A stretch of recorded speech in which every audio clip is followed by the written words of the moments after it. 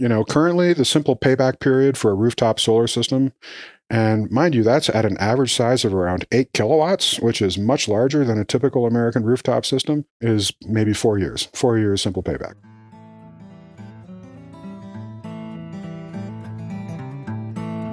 In what country do more than 1 in 3 households have rooftop solar? And where can you pay less than $1 per watt to have rooftop solar added to your home? Even cheaper than a large-scale solar project? If that seems upside down, perhaps that's because we're talking about Down Under. Joining me in May 2025, Chris Nelder, host of the Energy Transition Show, came on to talk about his recent research trip to explore the energy transition in Australia. And he has a wealth of information to inform American efforts to use all the resources and rooftops that we can. I'm John Farrell, Director of the Energy Democracy Initiative at the Institute for Local Self-Reliance, and this is Local Energy Rules, a podcast about monopoly power, energy democracy, and how communities can take charge to transform the energy system. John here with a quick listener's note. I had a terrible case of laryngitis when recording this podcast, so despite the best efforts of our production team, I sound pretty raspy. I hope you can listen past my voice for the terrific story of Australia's solar success with Chris Nelder, and my apologies for the less than ideal audio. Well, Chris, thanks so much for joining me for Local Energy Rules. Thank you, John. It's fun to be on your show for a change. I love to ask this of all my guests, but I was kind of curious, how did you decide to host a podcast focused on the energy transition? What was your path to becoming a podcast host discussing clean energy? Well, it really started with a decade of writing about energy as a, freelance journalist. And so that was my gig for a decade. And then I was doing that in addition to a number of other jobs that I had at various NGOs. And then, exactly 10 years ago, basically, I believe it was May 2015, my business partner, Justin Ritchie, pitched me on starting a podcast and basically made me an offer I couldn't refuse. He said, look, we'll do all the back end stuff. We'll set everything up. We'll send you the hardware you need. We'll show you how to use it. We'll set up everything on the back end. We'll deal with all the software and engineering and the customer support and everything else if you're willing to create the show. And so I couldn't very well turn that down. As it happened, I had been in development on 2 other podcast concepts. Actually, they were originally going to be radio shows. And we weren't able to make those fly. We recorded a couple of pilots with some other guests. And before I even had this conversation with Justin, and we had shopped the pilots around to like public radio and so on, and couldn't find any takers. And so I was already primed to do an audio product when Justin pitched me on doing the show. And then, that was an offer I couldn't refuse. I don't have to do anything except make the show. All right. I didn't even have to take a dime out of my pocket. He took care of everything. So that's how we launched the show. That was 10 years ago when we first started really doing serious work on it. And the first actual episode launched in October of 2015. How did you decide to have this sort of broadly the energy transition be your topic? I've seen a lot of other energy podcasts, including my own, that are a little more narrowly focused on a particular slice. But one of the things I've really appreciated about yours is you try to really encompass all of the different components, the policy side, the technical side. Was that part of the original plan or just something that developed over time? Yeah, it's a good question. I did want to cover the whole concept of the energy transition right from the get-go.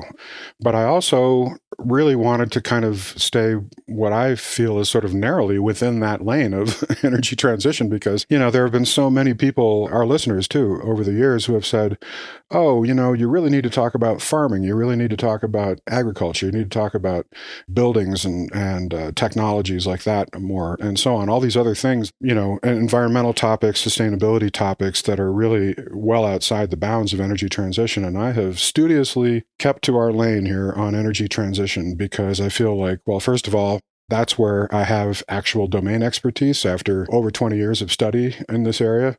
And that's where I feel like I really have something to offer.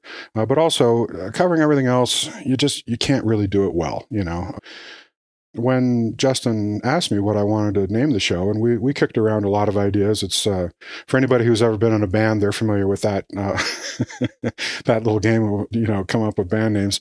And the more I thought about it, the more I thought, I think what this is about is the energy transition. Now, 10 years ago, that was not clear. 10 years ago, it was barely a term that anyone was using. But I really felt strongly that that's what the evolution of the energy system was moving toward, and that was going to be the actual name of the game, even before most people had realized it. And they were just, more broadly talking about energy or about specific industries within the energy system. I really felt strongly that because of the imperative of dealing with climate change and all the implications that that has for the energy system, that the right way to focus it is around the transition. And so I said, you know what, let's just keep it simple. Let's just, write on the tin what it is. It's about the energy transition. Let's call it the Energy Transition Show. And that felt like a pretty bold move to make at the time, because again, that was not a term that was being widely used. But I really felt strongly that the world would come to us if we just stayed focused on that. And by golly, it did. Any temptation to use the German? I think I do recall that there is a term in German for energy transition. The Energiewende. Yes. Yeah, well, we have used that word many times on the show, but in the context of the German Energiewende. Fair enough. Yeah, or the European one, because really the genesis of the whole European energy transition really was there in the German Energiewende that was already well underway. Something that a lot of people who are maybe newer to the study of energy transition don't realize about Germany is that they started their energy transition really in the 1970s. And it was not about climate. It was about getting off of nuclear power. Or rather, it was about trying to head off the incursion of nuclear plants being built where people didn't want them, mainly in sort of rural farming areas. There's this decades-long history of the Energiewende that came out of that opposition to nuclear power in Germany that then kind of took on a different cast when it became more about dealing with the climate problem. And that's why a lot of people, I think, have very mistakenly said, what is Germany thinking, shutting down its clean nuclear plants when we need to have as much clean power as possible, and blah, blah, blah. You've heard all the arguments, I'm sure.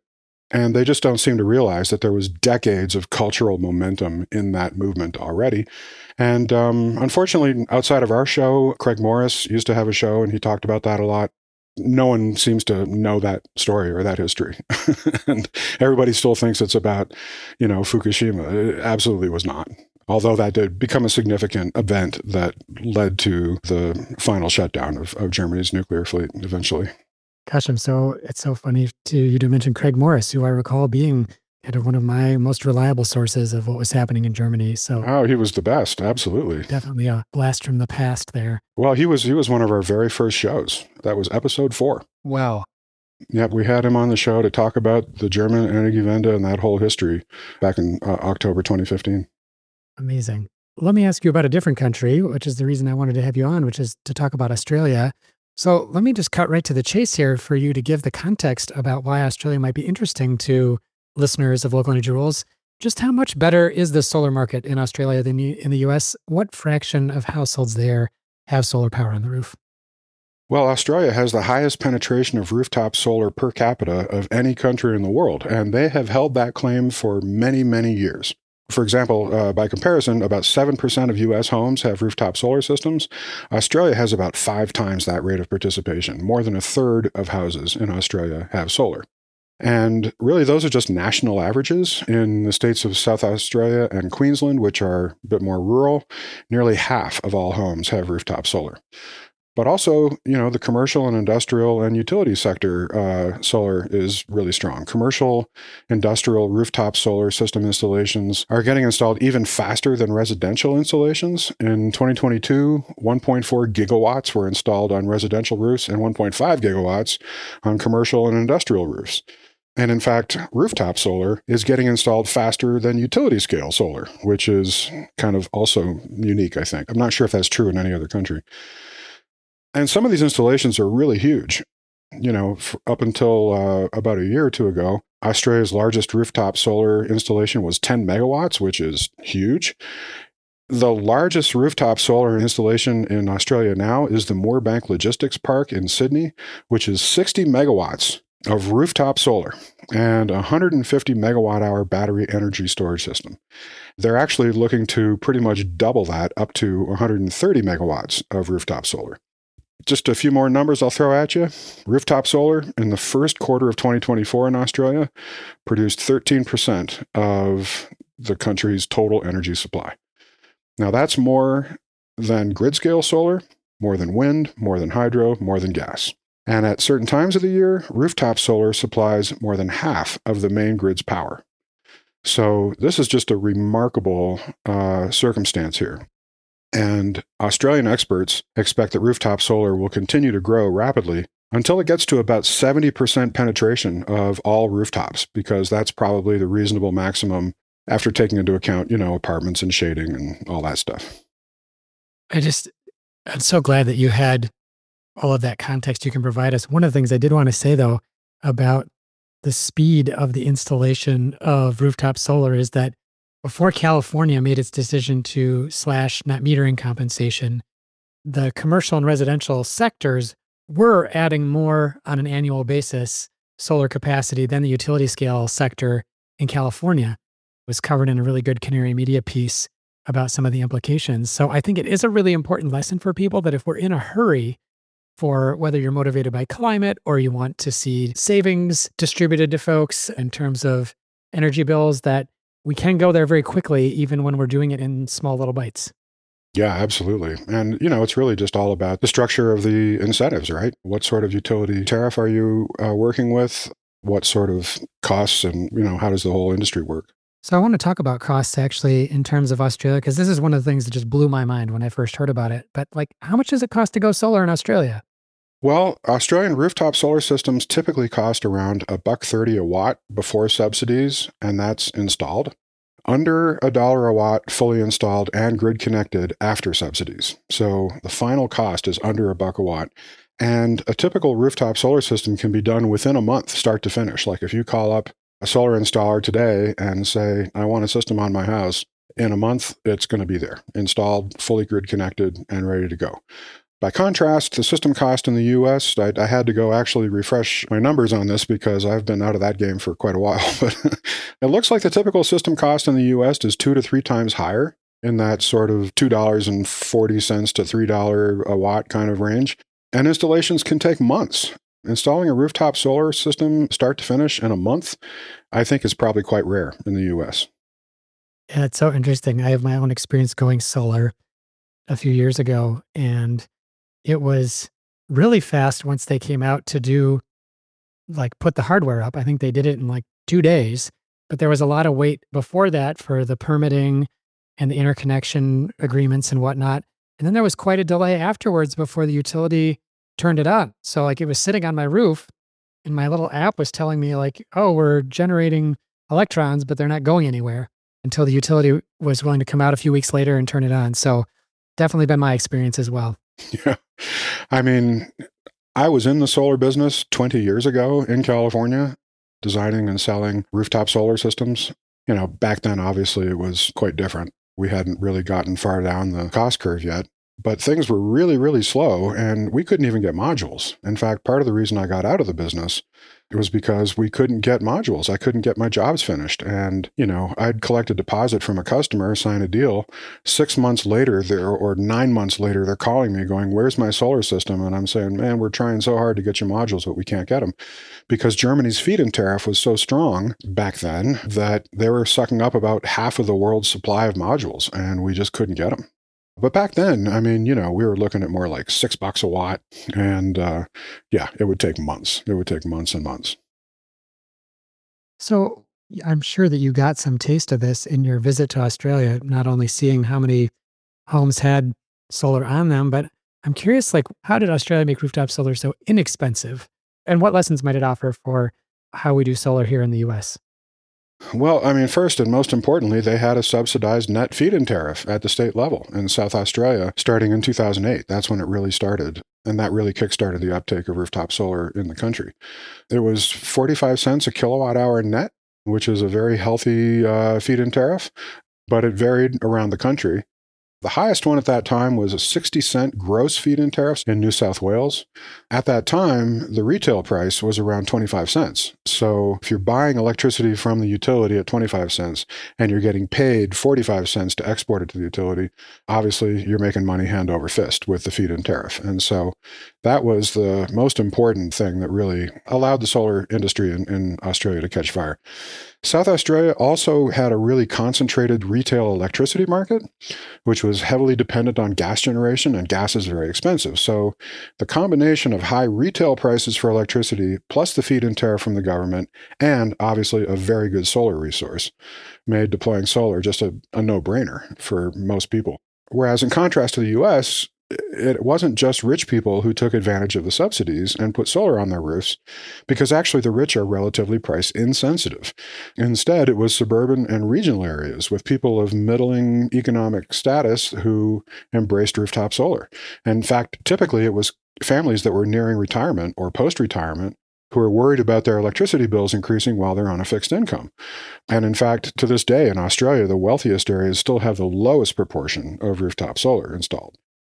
Currently, the simple payback period for a rooftop solar system, and mind you, that's at an average size of around 8 kilowatts, which is much larger than a typical American rooftop system, is maybe 4 years. 4 years simple payback.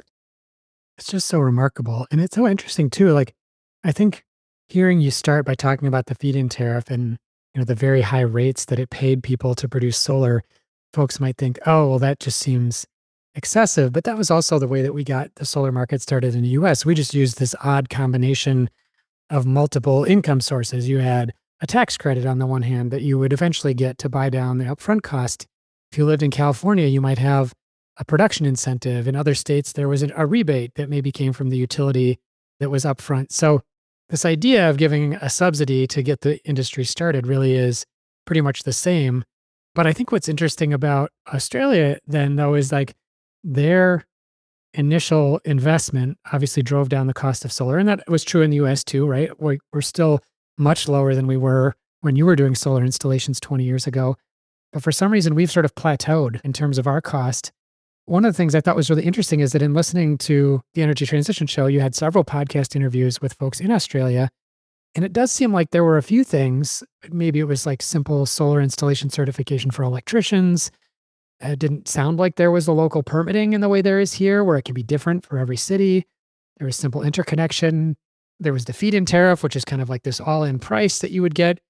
Yeah, I don't know if you could just walk through some of the things that you heard about or already knew about that Australia was doing to drive that price down so low. Quickly to comment on the feed-in tariff aspect, the feed-in tariff really was key to getting the solar market started in Australia. It was also, again, as I mentioned earlier, the reason why we couldn't get any modules in California, because Germany's feed-in tariff was so strong 20 years ago. Japan used a feed-in tariff to get its solar industry moving. And in fact, I wrote an article about 15 years ago about why the US should have a feed-in tariff and speculated about some ways that it could even be done administratively by the president if the various state utilities wouldn't go along with it. Unfortunately, America never went down that path. But as you said, there was the California buy-down program. That was the big incentive when I was in the business. And then it did go to that production incentive.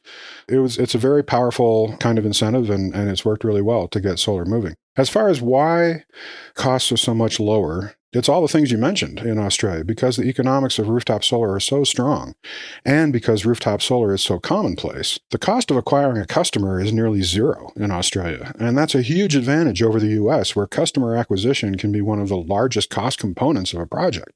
Just the money they have to spend on marketing and outreach and, all the different ways that they use to try to get a customer. In Australia, it sells itself. Solar installers don't need to spend a lot of time and effort on marketing.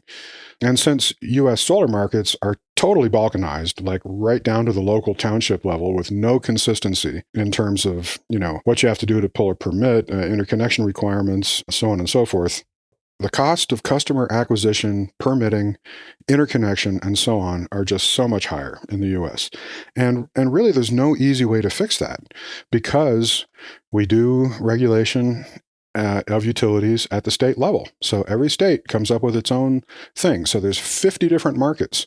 That is not the case in Australia. It's much more unified. And also, things like the electrical codes.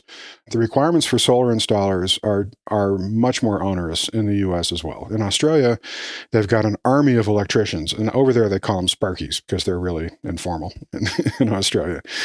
I used to think it was really funny that they had a grocery store chain down there called the Foodery. So if you want some food, you go down to the Foodery. You want an electrician, you call a Sparky. And so they're out there installing solar like rapidly, efficiently, and cheaply. The labor cost is much lower, I think, than the US, on a sort of system basis. And actually, a lot of those installers are small family businesses. And so they've been a really important part of sort of the economic basis of the industry. Interconnection processes are also much simpler in Australia because there's, again, much more uniformity in the electrical code, interconnection eligibility requirements, and so on. In some parts of the US, like California, there are a lot of what I call tiny kings with tiny kingdoms in these local municipal building and planning departments who used to drive me absolutely insane when I was in the business because they can all require different things in, their jurisdictions. And that makes pulling permits a nightmare because what you have to do to pull a permit, what you have to pay, what the requirements are for a system, what kind of documentation you have to provide, what the process is, how long it takes, all of that can vary from town to town. So literally, you could have one set of requirements in this jurisdiction, and 1 mile down the road in the next little town, you've got a totally different set. And then 1 mile down the road from there, another totally different set. That kind of balkanization is crazy making, and it adds a lot of cost for those people that are, out there trying to sell and install solar systems. I find this so remarkable in terms of the complexity.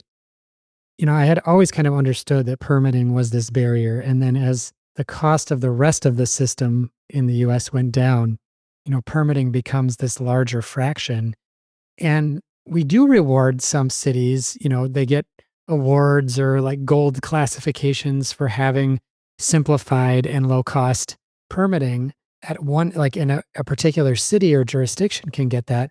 But the thing I hadn't realized before we were involved in some research this last fall is this issue of the kingdoms part of what you were saying, right? Is that even if like some of the jurisdictions in a metropolitan area have a really great streamlined process, the problem is that it's still different. So you can have one city with a great process that's different from the next door city, which also has a great process, but maybe they just use a different software platform, or they have a different method of making payment, or the hours are different for you to, call in to get answers to your questions, or even like the file naming convention for the design drawings that you have to send in is different. And the thing that was interesting to me, we were interviewing solar installers about this, and I think they were all just kind of like, well, this is just the cost of doing business. Like, we don't like it, but we understand that these cities have this jurisdiction, and, we just build our own spreadsheets to try to understand what's going on. Or I had one guy who was like, I call every single time to verify what the permitting process is. Like, I get someone on the phone every time I do a solar installation. And, it's not necessarily a cost that is line itemed for the consumer of like, well, the permit in this, jurisdiction costs $200. It's just built into the cost of installing solar.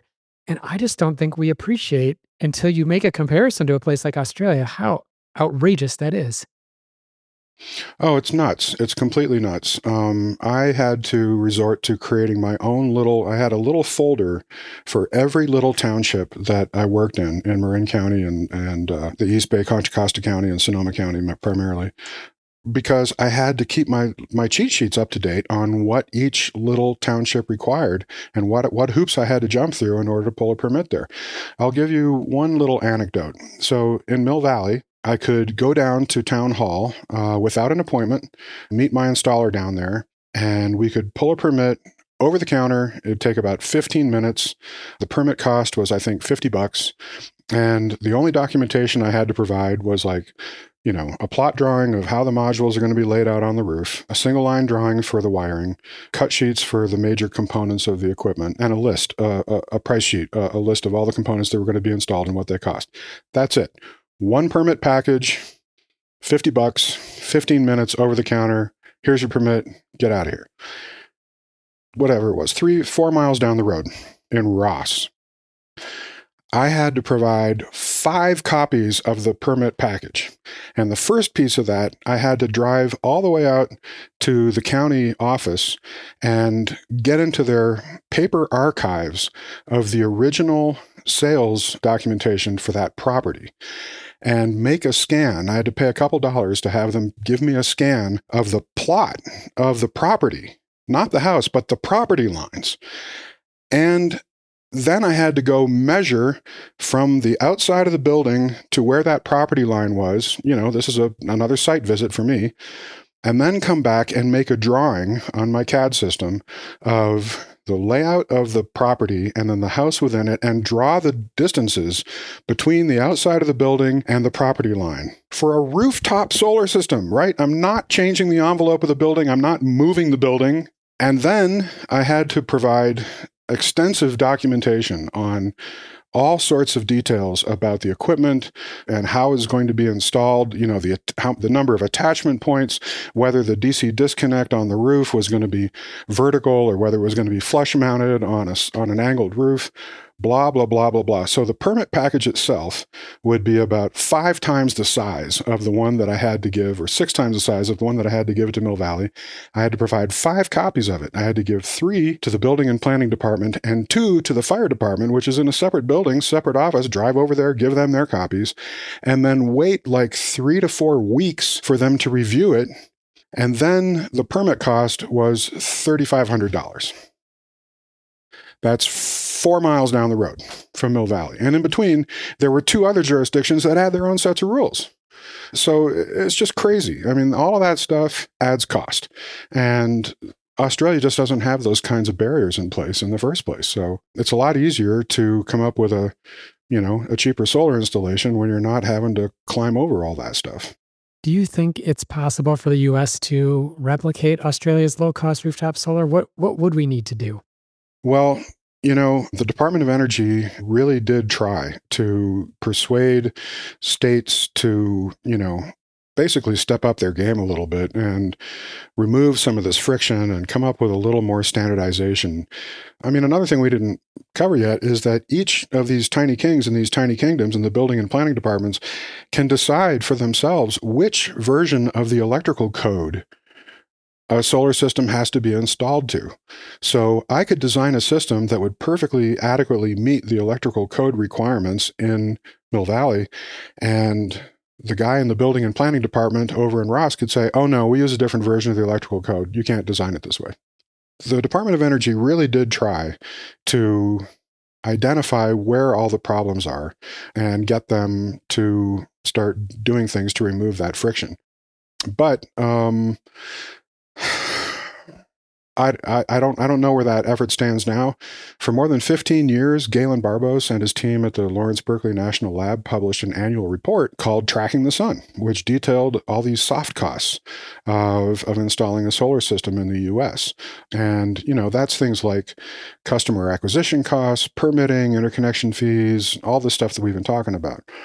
And the Lawrence Berkeley team contrasted the costs of installing a system in the US with countries like Germany and Australia, where the soft costs were just much lower. And they tried to identify how those costs could be reduced in the US, and they tried to promote that stuff to the States. I don't know if they're still publishing that report. Like I said, it was published annually for over 15 years. That's kind of downstream for me now. I don't know if they're still doing it, but actually I'm guessing that's probably one of the things that's likely to get disappeared by Trump and Musk's ongoing project of dismantling the energy department along with the rest of the federal government. So who knows? But, that's the kind of thing that would really make a difference. And then, of course, eliminating tariffs for modules imported from Asia. But it looks like we're going to be waiting at least another 4 years for any action on that front, too. I mean, in Australia, the actual cost of modules is now so low that it's really sort of a trivial part of the system cost. In fact, installers routinely push their customers to install the largest systems possible because most of their project cost is now in the installation labor. So yeah, it's a radically different kind of context. Let me just sort of recap something, though, that I think you articulated really well. So you not only have these thousands of tiny kings and tiny kingdoms, then you have sort of state level policy regulation, which may vary from utility to utility around like interconnection. There might be a statewide policy, but states often have different levels of scrutiny over like municipal and cooperative utilities versus investor owns.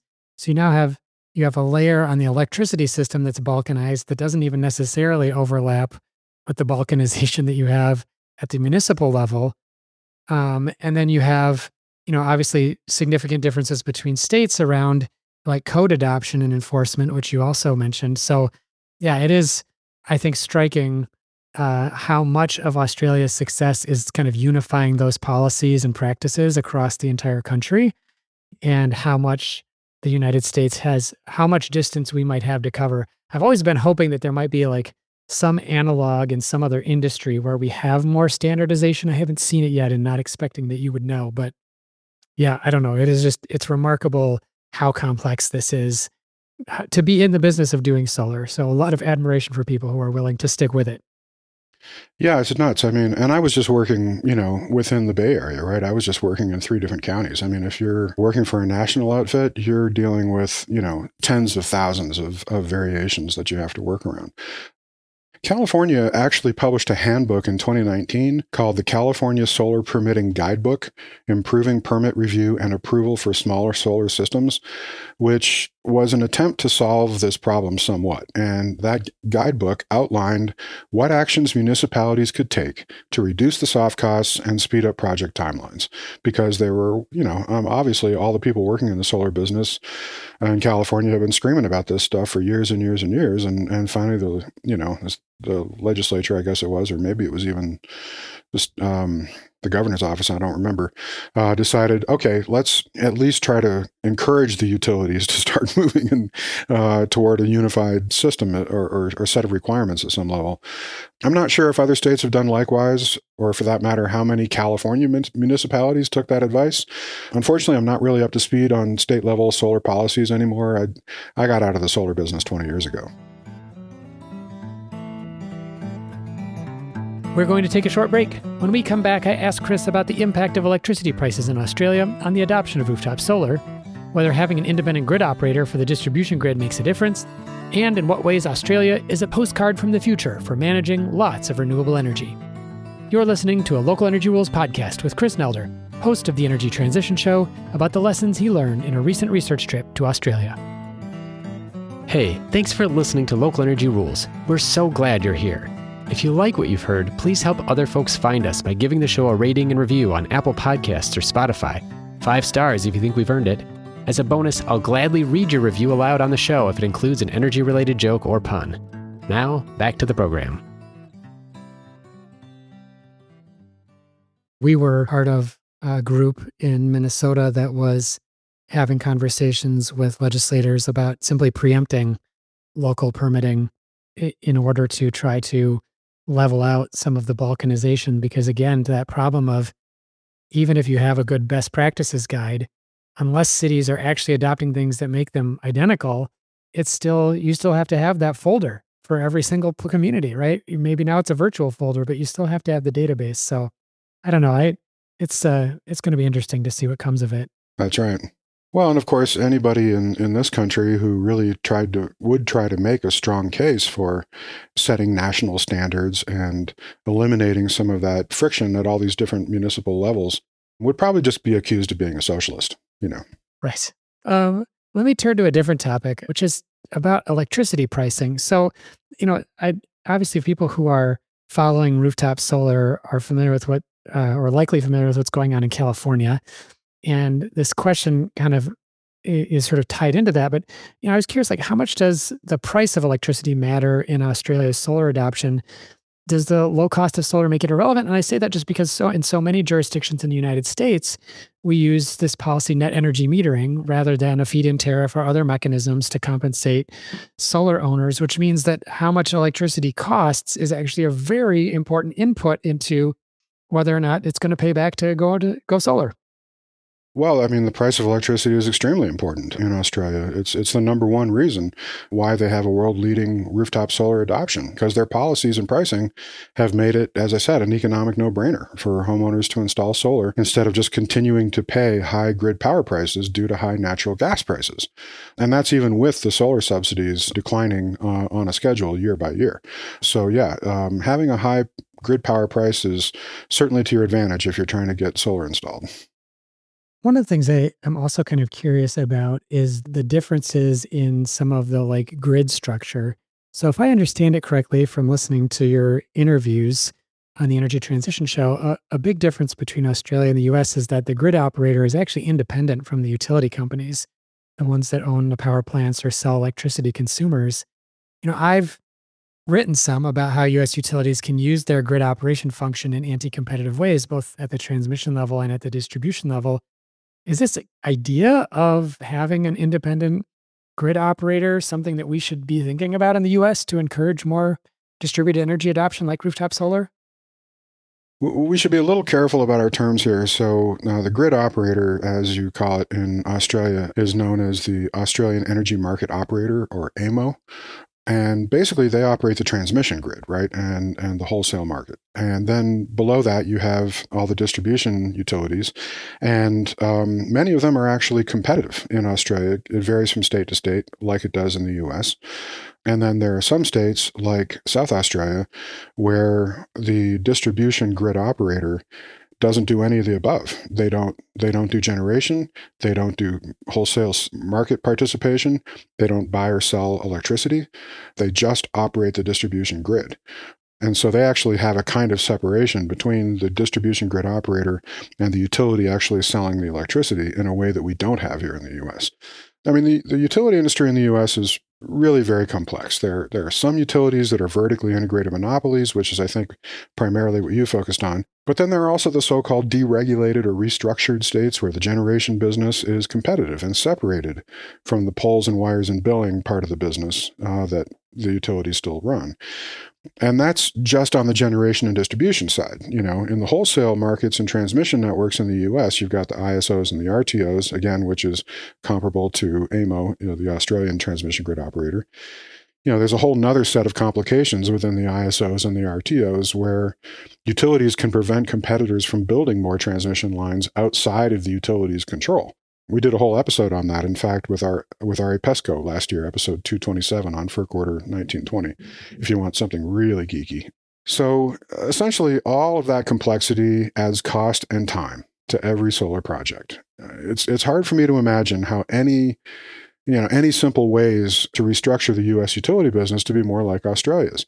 The devil's in a million details there. I mean, just look at all the details underpinning the multiple failed attempts to convert private utilities to municipal utilities in the U.S., as you and I discussed back in episode 233 of my show last year. But there are certainly ways that state utility commissions can simplify the processes and reduce the cost of installing rooftop solar systems in the U.S. It's a matter of getting down in the trenches of a utility commission proceeding state by state and battling it out with all those details, because there's always someone, usually a distribution utility, that profits from those additional costs and complexities one way or another. So you have to defeat them, battle by bloody battle. And that's especially true when it comes to fighting for utility rates that are friendlier to solar. I mean, it just cracks me up every time I hear some other podcaster or utility pundit saying, we just have to put in place friendlier rates. It's all about rate design. I'm like, yeah, it is all about rate design. And obviously, none of those people have ever tried to actually fight for a better rate through a utility commission proceeding, because I have. And it's absolutely brutal. It's far more difficult and complex than any of those people imagine. I mean, you can fight for a better tariff to support solar for years and years and accomplish nothing. It's because, the utilities can always afford to hire more legal expertise than you can, to draw the battle out longer than you can, to increase the friction and slow everything down in a way that you can't. And that's just the way that the game is played in our lovely 50 states of different utility regulation. Let's talk about one other thing I thought was really interesting in the conversations you were having, which is this idea of managing solar. We started out the podcast by talking about how Australia really is in an entirely different place when it comes to the amount of folks that have rooftop solar and therefore the amount of solar that's on the grid. And, obviously there are some very interesting technical differences between modern renewable energy and fossil fuels in terms of how they operate, kind of your expectations about when they produce, the outages that can occur from fuel or from other issues. I feel like Australia was sort of like a postcard from the future for what the U.S. might need to learn. U.S. grid operators would need to learn for managing lots of solar on the grid. I'm curious if you could talk about some of the key tools that you heard about that they're using to build a grid that is really taking advantage of their excellent solar resource. I like that postcard from the future metaphor because that is really why I wanted to go to Australia and do all those interviews. I was there for a couple months and produced 6 shows from those interviews. 5 of them are out now. The final one will be launching in a couple weeks. But yeah, Australia is very much at the cutting edge and showing the rest of the world how it can be done. In terms of the key tools, obviously storage is a key element. At the moment, about 1 in 7 households that are installing solar are installing solar and battery systems. And then there's maybe 20,000 homes with batteries overall now in Australia. And there's also some strong policy underway to support vehicle grid integration so that EVs can act as household energy storage and complement the solar systems.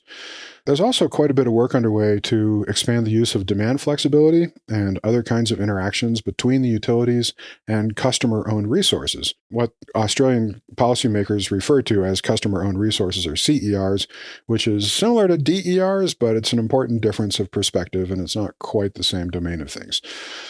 South Australia, again, is probably the leading state as far as being a postcard from the future. And as I said, the final episode in our miniseries, which will be episode 251, which launches June 4th, is all about South Australia. They're doing some amazing cutting-edge things there, and they'll be the first gigawatt-scale grid in the world to be supplied entirely by variable wind and solar, most of which is going to be rooftop solar.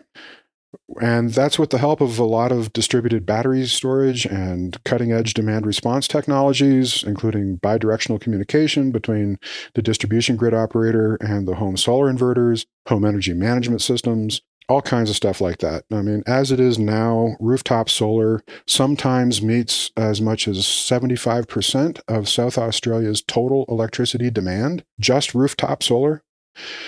And by 2027, so right around the corner, they expect to be operated entirely on variable wind and solar.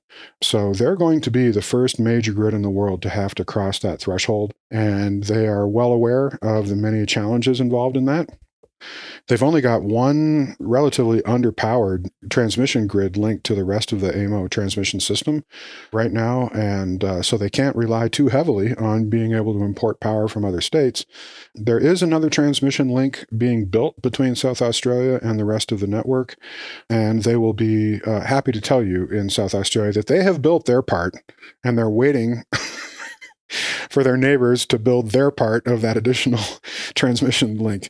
But yeah, I mean, they are already at the point where rooftop solar supplies the vast majority of their electricity. Sometimes it can supply 100% of their grid demand already, like when the grid demand is low in the shoulder season and that kind of thing. But by 2027, on an annual basis, they expect to be 100% supplied entirely by variable wind and solar.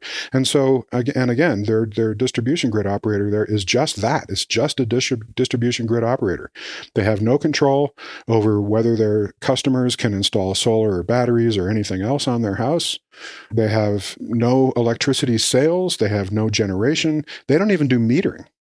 So their distribution grid operator there is going to have to figure out how to operate a gigawatt scale grid. Actually, I think it's close to 3 gigawatts that is entirely supplied by variable wind and solar without having any control over any of it directly. And that's just a monstrous challenge, and I was so impressed to see the really smart, forward-thinking work that the folks down there at the South Australia Power Networks are doing to prepare for that day. I just have to say that one of the things that really struck me from your interviews, Chris, was the degree to which the sense of like optimism and resolve among the people who are doing that grid work.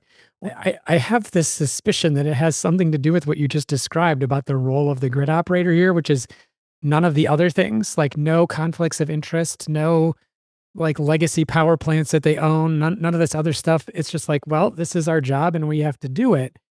I feel like in the US, you talk about like, oh, what if we got to 10% rooftop solar, which is a lot for here.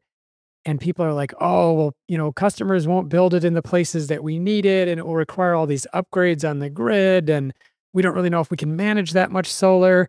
And I just feel to some degree like these are all excuses for other motivations that some of these folks may have because they have other roles that they play.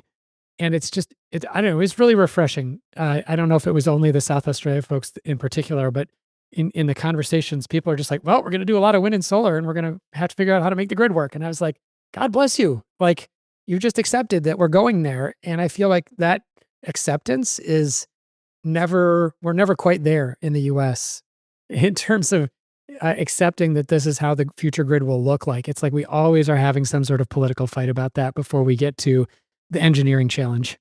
Yeah, that's exactly right. I mean, in many ways, the U.S. is a petrostate. You really can't overstate the political influence of the oil and gas industry in particular in the U.S.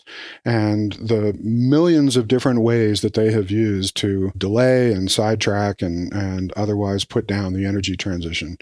Of course, now their biggest champion, Trump, is out there actually starting to eliminate the agencies that just collect data and produce databases of climate events and temperatures and all sorts of things like that that are sort of underpinning the argument for action on climate change, right? All of that is driven ultimately by the oil and gas industry. And yeah, we've been fighting that tide since day one in the US, and we're going to have to keep fighting it. And I'm glad that that optimism about Australia really came through to you, because that was something I really wanted to emphasize and highlight in our mini-series. I think it is remarkable, and I think it is inspiring, and I hope it'll inspire other countries as much as possible to follow Australia's example. Because in many respects, in fact, I'd go so far as to say in every respect, the energy transition is a political question, not a technical one. In Australia, the right-wing Liberal Party has advocated for solar and for the energy transition because it's good for voters' pocketbooks and it increases their resiliency and self-sufficiency. And I should just clarify that the Liberal Party in Australia is right-wing. And so for them, you know, what's good for voters' pocketbooks, increasing their resiliency, increasing their self-sufficiency, reducing their demands on the government, those are all good traditional conservative values. And so solar makes sense for them. But again, they're not being driven by the oil and gas industry. And, you know, that kind of conservatism vanished in the US long ago, even before Trump took over the Republican Party and turned up the dial to 11 on its opposition to the energy transition. And that's mainly because of the political power that the fossil fuel lobby has held in America for decades and decades and decades, really more like a century. There really isn't quite the equivalent of that in Australia. The mining industry is the closest analog, and it does have stakes in coal and natural gas and uranium, but its political power in Australia is just a tiny shadow of the political power that the fossil fuel industry has in the US. So those are kind of hard to compare directly. And as for the remaining technical challenges to achieving their decarbonization goals, all of the people I interviewed in Australia who are direct participants in its energy policy and the implementation of that policy, how they manage the grid, and so on, they're all very clear-headed about what needs to be done, and they have very clear plans and government support to overcome, you know, the hurdles that have to be overcome still. And they're all unified in going in that direction. I don't think anyone has any doubt that it can be done and it will be done.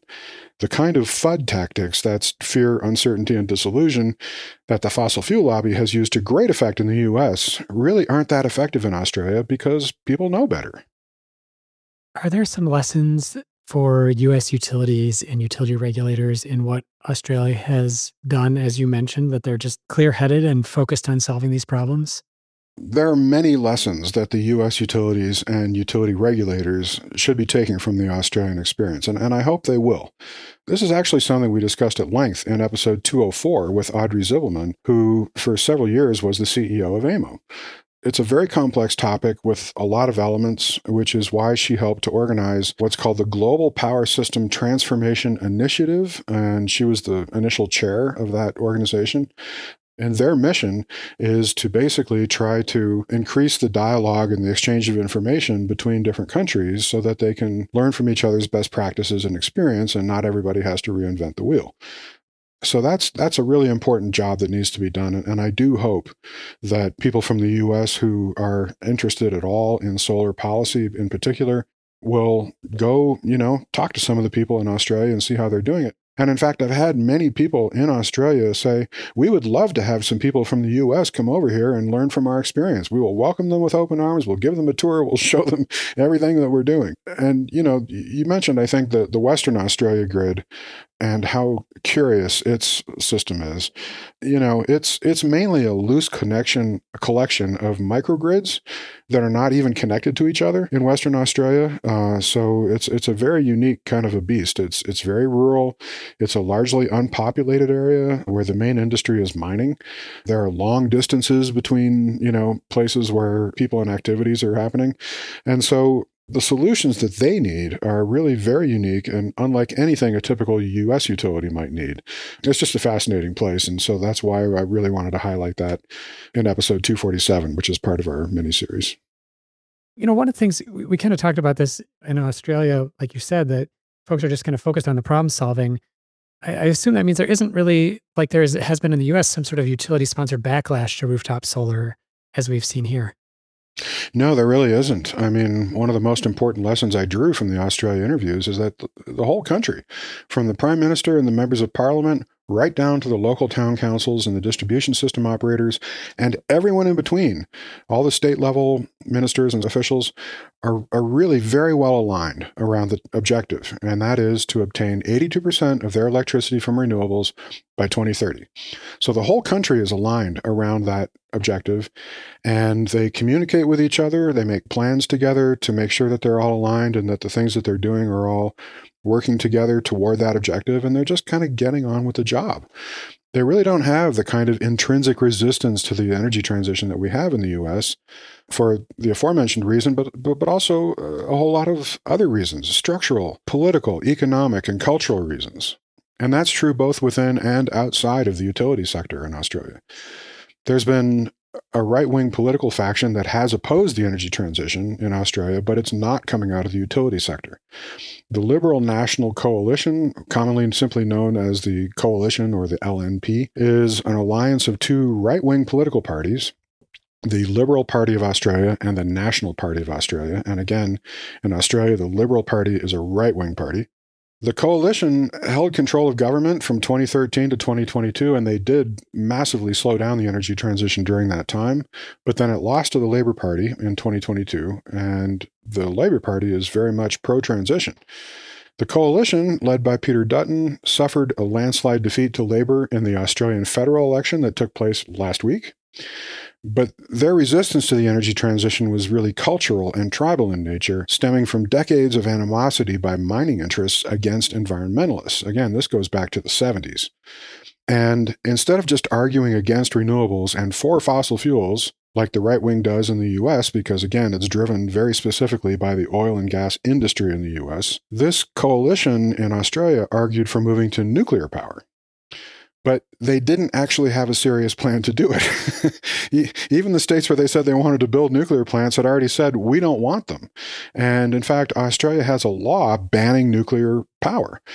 Australia has never had any sort of a nuclear industry, nor a single nuclear reactor. It was all just nonsense and a delay tactic on the part of the coalition designed to slow down the energy transition. And that's all it was. And fortunately, the Australian people saw right through that and kept Labour in power in the election last week. And we discussed all this in political context in detail in episode 246.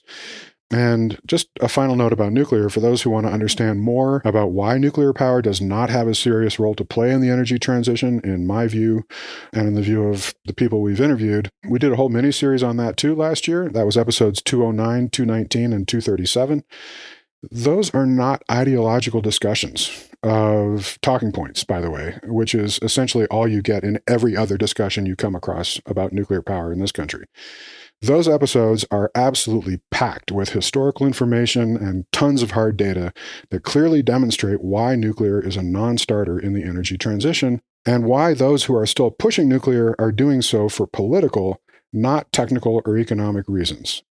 If nuclear power had to compete on its own 2 feet on a level playing field with other energy generation technologies, no one would have ever built a nuclear power plant. I'm so glad you mentioned that, because that was one of the things, the story you shared about the sort of like conservative ploy to use nuclear really made me wonder about the role that it has played here in energy transition conversations in the U.S. So I'm excited. I'm glad to hear that. I wanted you to wonder about that. Yes. Well, I definitely did. And I'm excited to go back and revisit the episodes you just mentioned. to hear more about some more of that deep dive. I just wanted to ask you one last question about Australia, which is, do you think low rooftop solar costs kind of act as an inoculation against resistance to the energy transition, from whatever quarter it comes from? Yeah, absolutely. I mean, when over a third of the country has a solar system on their roofs, it's just not nearly as easy to bamboozle them about alleged costs and risks. It's not like in the US, where over 90% of the country has no direct experience with solar and is easily confused and lied to by deep pocketed fossil fuel interests, especially ones that are aligned with their political party. The energy ignorance of most Americans is easily exploited and has been for decades. But it's not so in Australia. In Australia, most people are just more familiar with all aspects of the energy transition. Nearly everyone I interviewed, now again, most of them are energy geeks, but they all had an app on their phone that showed them the real-time wholesale power prices across the entire country, state by state. And they could happy to just whip out their phone and show me right now it's negative $45 in this state and negative $23 in that state. And they follow it and they understand it. Everyone speaks kilowatts and kilowatt hours and megawatt hours and knows what their power costs. And they know how to optimize the use of their own solar system, and if they have it, their own battery array, around those prices to get the most value out of selling their power back to the grid. They're just far more energy knowledgeable, and that leads them to be more conversant about things like appliance ratings, the size of their EV battery, and so on. I mean, I can't even tell you how many years I have been harassing editors at various media publications that are covering energy in the US, begging them to just use the units, kilowatt hours, megawatts. Home's equivalent is not an energy unit, okay? But they keep dumbing it down, and they keep saying that because they're just so concerned that they just, I don't know, maybe they think Americans are too dumb to understand what a watt is or what a kilowatt is or what a kilowatt hour is. Or maybe these editors and media publications are just too cowardly to try to actually teach somebody something. I mean, we should be teaching these units in third grade when you learn about all the other units. When you're learning Roman numerals, that's when you should be learning kilowatt hours, right? I mean, it's printed right on your appliance, You walk up to your microwave, it says, 1,000 watts on it or whatever. Like, that should mean something to you. And the very idea that we can't teach people the units, we can't expect them to understand what's printed right on the front of their frickin' appliance is stupid. And they don't have that problem in Australia. The more everyday citizens understand energy in a broad sense and participate in electricity markets directly, their own pocketbooks are involved by having a rooftop solar system with a battery backup that they can leverage against a smart utility tariff. The more educated they are, and the more they realize what the energy transition solutions can do for them personally.